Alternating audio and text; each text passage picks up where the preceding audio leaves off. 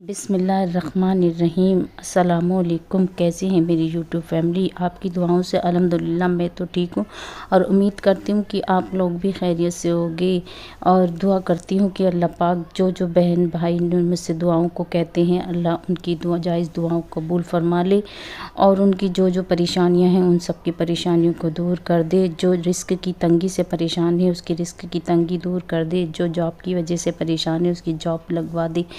اللہ جس کی بہنوں کی شادیاں نہیں ہو پا رہی ہیں ان بہنوں کی شادیاں اچھی جگہ اچھے رشتے آ جائیں، ان کی شادیاں ہو جائیں، اور کسی کو قرض ہے تو ان کا قرض بھی غیبی مدد کر کے ان کا قرض بھی ختم ہو جائے۔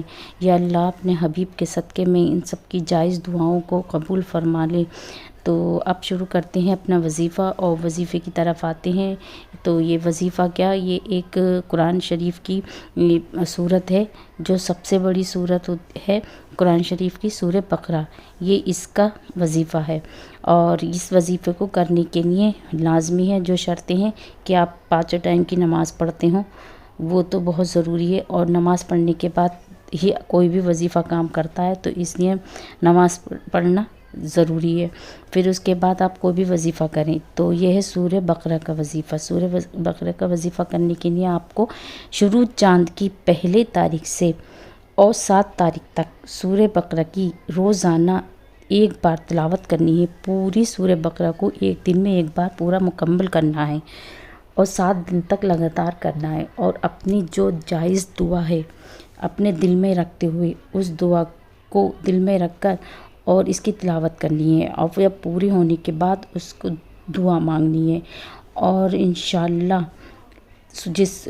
اس کی دعا پڑھنے سے انشاءاللہ جو بھی آپ کے دل کی حاجت ہوگی، جس چیز کے لیے کرے گا وہ پورا ہو جاتا ہے۔ اور اس کی دعا کی بہت ہی زیادہ فضیلت ہے۔ جس گھر میں یہ پڑھی جاتی ہے اس گھر میں شیطان نہیں آتا ہے، جنات اثرات نہیں ہوتے ہیں، اور اس کے رزق میں بھی اضافہ ہوتا ہے، اس کے ساری رکاوٹیں دور ہو جاتی ہیں۔ اس کو کرنے کے ہمارے حضور نے بتایا تھا کہ جس گھر میں سورہ بقرہ پڑھی جاتی ہے وہ گھر جنت ہے، اور جس میں اس کی تلاوت نہیں ہوتی ہے وہ قبرستان کے برابر ہے۔